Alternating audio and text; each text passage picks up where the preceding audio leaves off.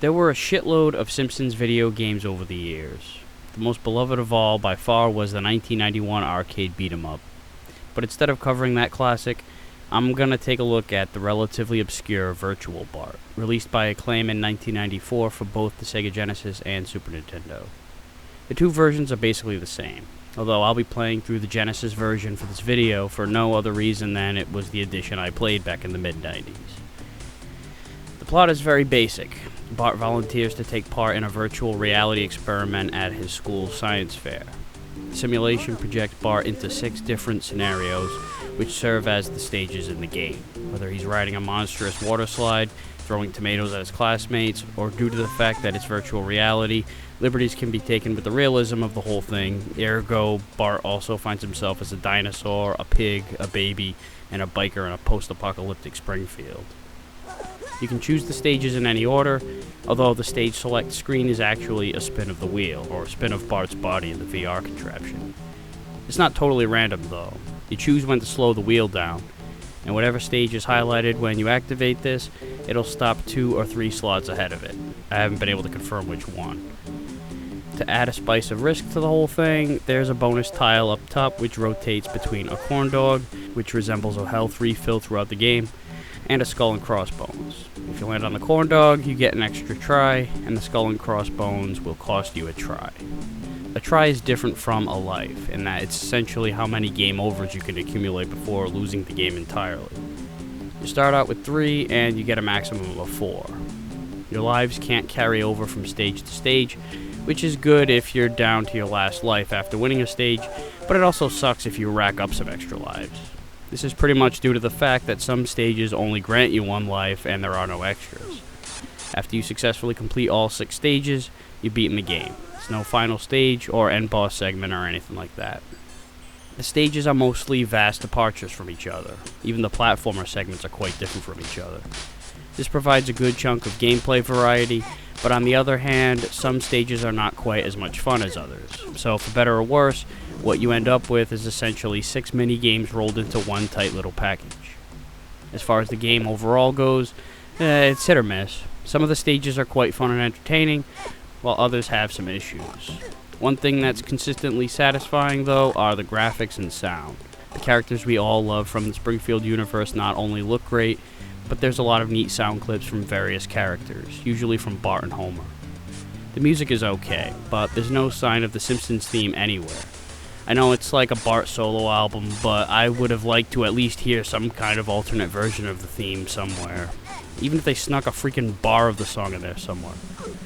One thing that's consistently unsatisfying, though, is the controls. In some stages it's not so bad, like in the tomato throwing stage, but more often than not, there's some kind of flaw. So it's a pretty uneven and disjointed affair, but definitely at least playable.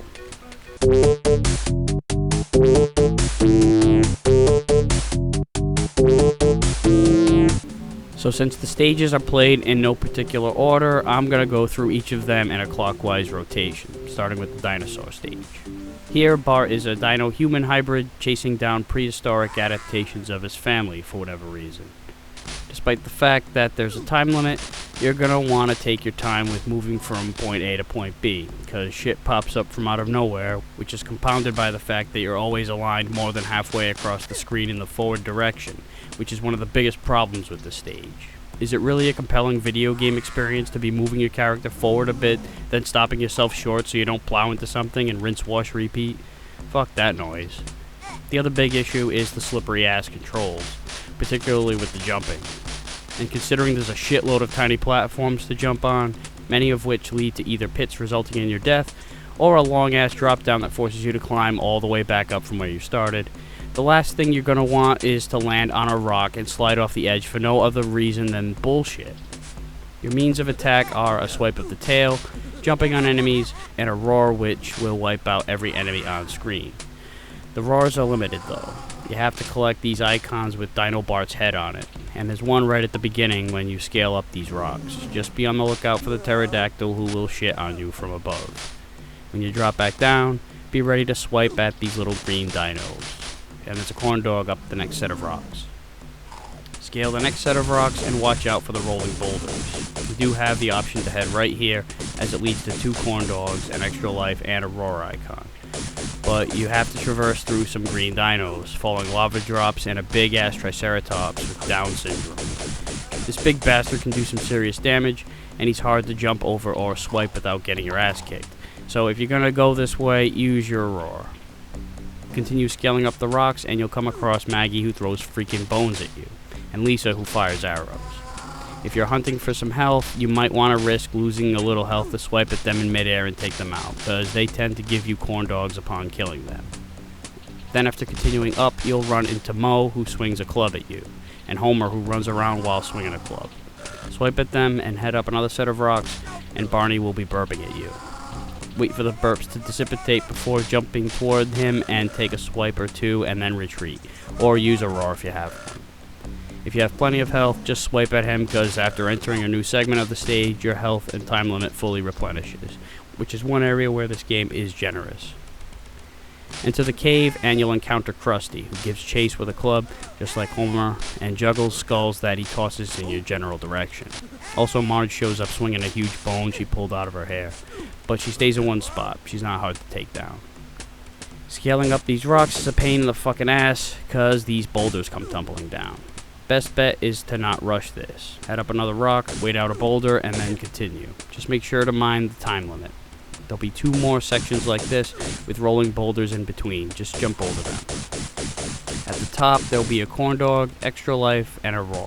Grab them and exit the cave. Here it's simple but complicated. Simple in that all you really have to do is scale up the rocks in the linear pattern, swipe at enemies, usually these giant-ass bugs and sometimes other characters like Mr. Burns and Smithers, who stand still and throw boomerangs at you. The trouble really comes with keeping your footing. If you hadn't already, by this point you'll fully realize and loathe the jumping controls. They're slipperier than a minnow's dick, and one misstep can send you falling all the way back to the bottom where you have to start your ascent all over again. Now, thankfully the enemies don't respawn, but eventually you'll end up above a pit, so you've got to know to steer yourself back to the general direction whence you came to avoid certain death. Plus you're battling a time limit. Eventually you'll come across these pterodactyls who will give you a means to get across the final section, and after killing off Mo, you'll end up in another cave. This one is dark, but there are pits early and green shit that drips. Time your jumps accordingly. Make your way across this lava pit by hopping from rock to rock, some of which shift in position, but be careful since the jumping controls are shite. Make your way up the hill, where rolling rocks will be your obstacle. Maneuver your way under the rocks that bounce up, and jump onto the ones that are closer to the ground. This is tough to react correctly to. Soon after is a mini boss battle with Mr. Burns and Smithers. They'll toss boulders at you. Jump over the gray ones and swipe at the gold ones. Those serve as your counter weapon. Keep this up until they're destroyed, and you'll exit the cave to the final segment. I guess we've reached an altitude so high that it's frickin' freezing out here. As if shit wasn't slippery enough, now you have to deal with icy platforms. Don't chase Homer to the right, or you'll have to battle him on these narrow ice patches. Just stay to the left and swipe, get him out of the way. Carefully jump across these small ice platforms, ride the pterodactyls across, and jump across the floating ice platforms. Just be sure to wait for the one down below here to glide down a bit, or you'll overshoot. You'll end up on this patch that glides across the screen horizontally, where Mo and Homer will be on either side tossing ice balls at you. The object is to swipe the stacks of ice they're standing on, causing said stacks to shrink. You'll have to do it standing on the ice. You can't jump or you'll drown.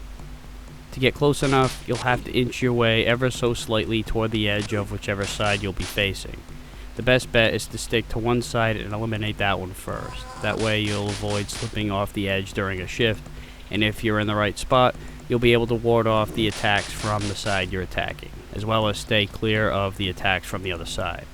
Once you take one down, switch to the other, repeat the process until you take that one out too, and you'll get a quick ending cutscene of Homer frozen over. Next we'll go through the baby stage.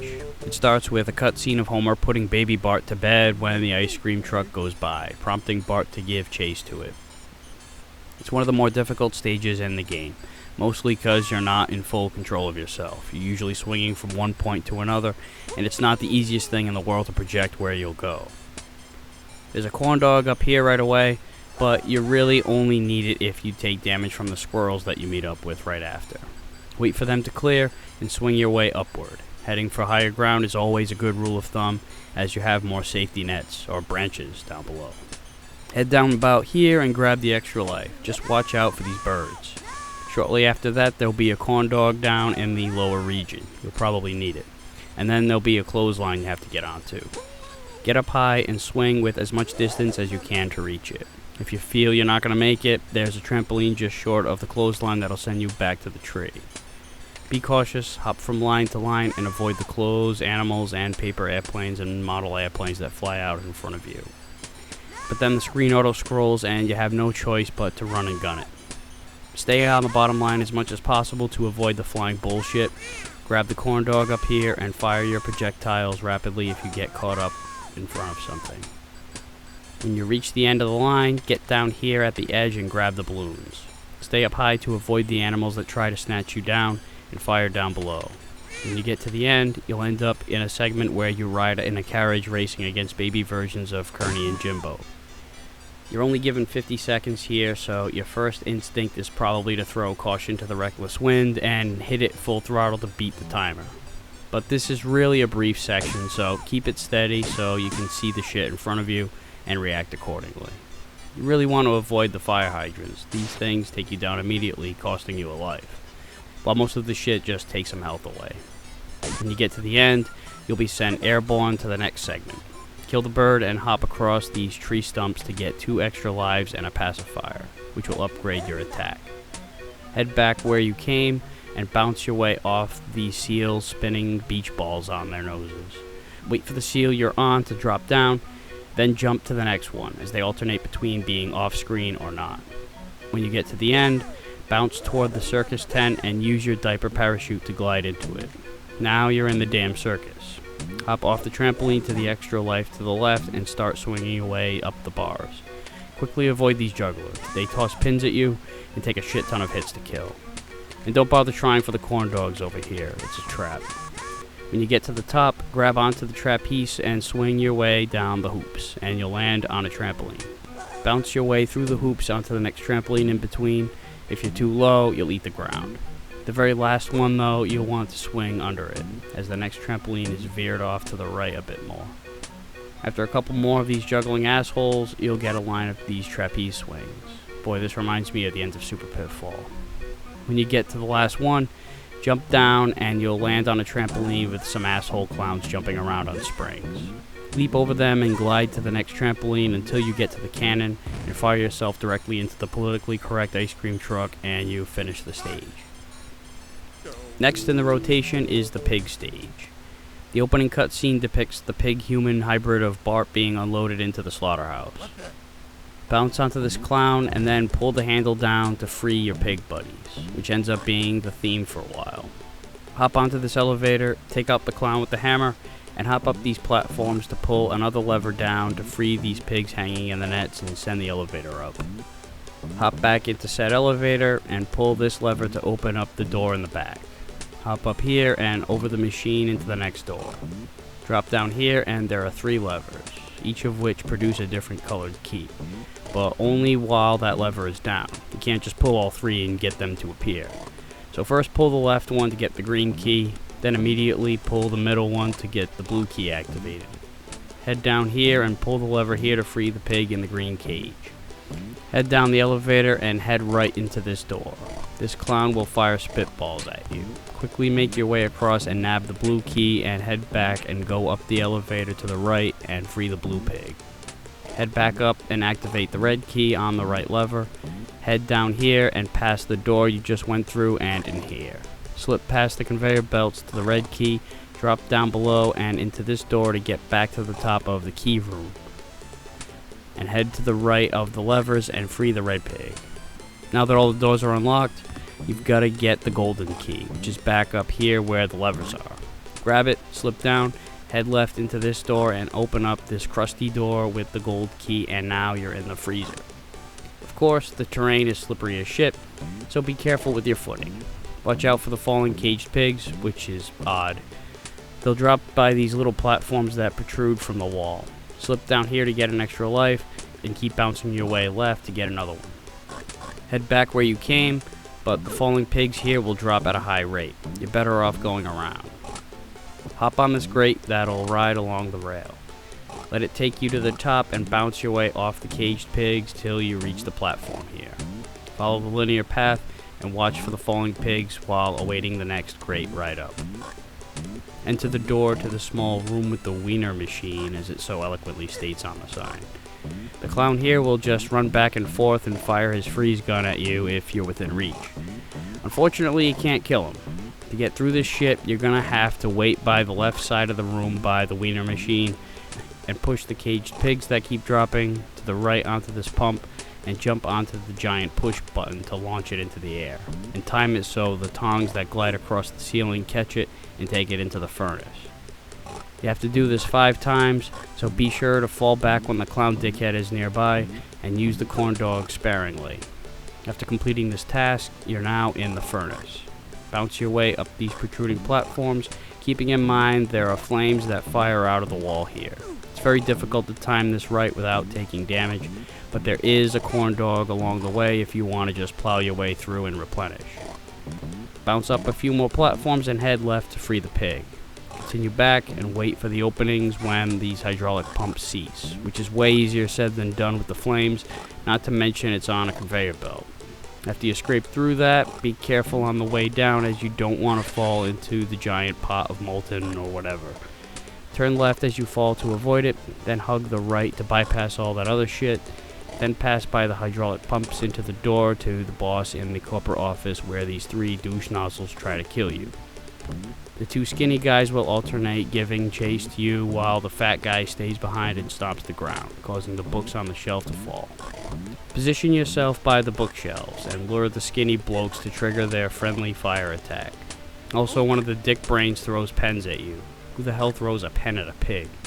Either way, pens can harm the other guy, so there's another means to the end. After taking out the skinny guys, the fat dude joins the run back and forth routine. Jumping on him spins his head around, but doesn't deal any damage. What you have to do is essentially the same as what you did for the other 2. Lure him by the bookshelves and get out of the way as he stomps, causing the books to hurt him, and after enough hits, he's done for. Head to the right and free the pigs to officially end the stage, and you get a cutscene of all the pigs carrying you around in celebration. The tomato stage is next, which is by far the best stage in the game. You get a quick cutscene of Bart discovering the class photos are being taken today, so he decides, hey, let's ruin everyone's fucking day by hurling tomatoes at all the kids. To throw your projectiles, hold A to send the aim meter out, and A again to fire.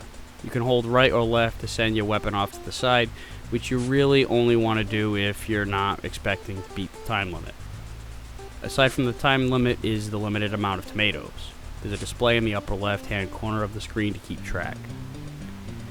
You'll lose the game if you run out of time, run out of tomatoes, or hit an adult. You're only targeting kids here. More adults show up as you start weeding out the kids, so watch out for them. Although you can tag Skinner as he bends over to pick something up. I guess since he wasn't looking at the time, Bart can't get into trouble, I don't know. There are a total of 13 kids, or 12 targets really, because the Terry and Sherry twins count as 1. After emerging victorious, there's a photo reshoot, so this time Bart brings eggs.